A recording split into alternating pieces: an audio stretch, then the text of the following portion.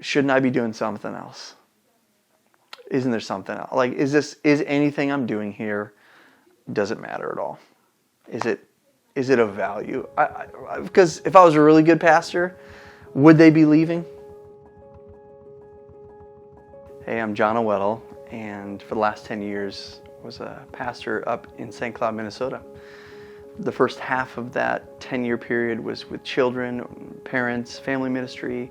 The second half, pastor of connections and care and small groups, and left full-time pastoral ministry and headed down to Kansas City, Missouri, where we're at right now, first semester at Midwestern Baptist Theological Seminary, where I'm pursuing a Master's of Divinity degree and a biblical counseling emphasis.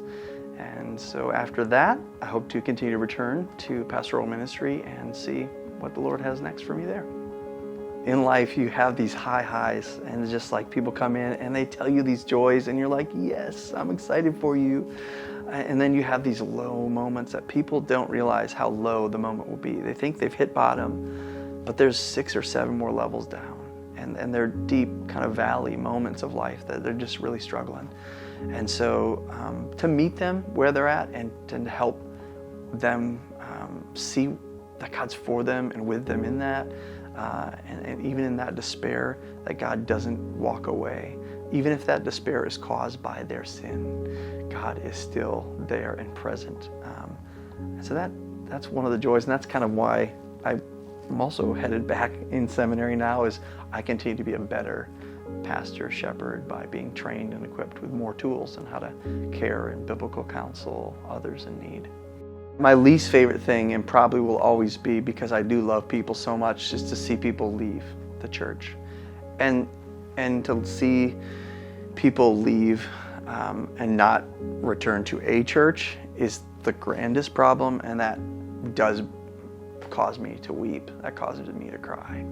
That's been the hardest thing, to see that people who have followed a faith for 10 plus years to just walk away and not return.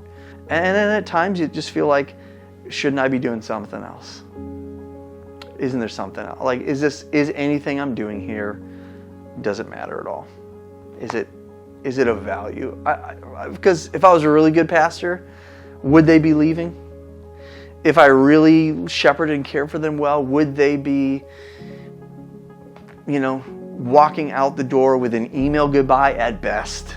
And it's never to your face. It's always an email form or a letter. And so those are painful things that you take on yourself as a pastor, and you realize, oh Lord, I'm not good enough for these people. I am not enough.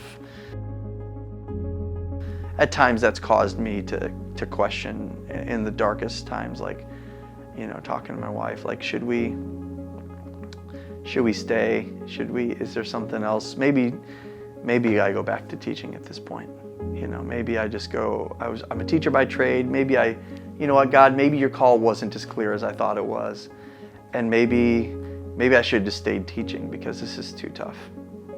And it's in those moments God speaks to you usually and says, yeah, you're not enough. Jon, you're not enough. But I am, and I'm going to build my church, and I see your pain as pastor, and I'm still using you. I still love you, and I know it hurts. God doesn't give me an uncalling in that moment. And so there's been a lot of things at Calvary over the years that were hurtful, whether it was even other church brothers in leadership that I disagreed with, or someone who did something in the congregation that was way off.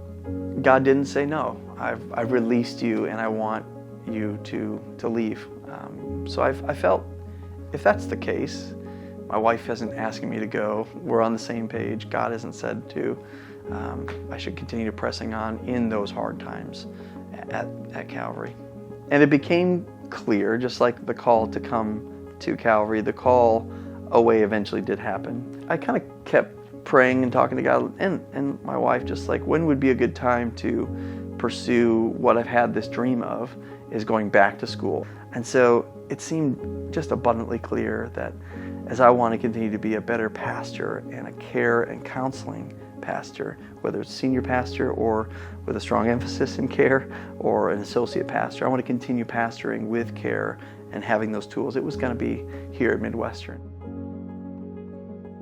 What God's teaching me right now is that it really is not about me at all. God can use many people, anyone. Sometimes you think like you got to be the guy, like, oh, I'm this great instrument, Lord, you know. But it's not about me.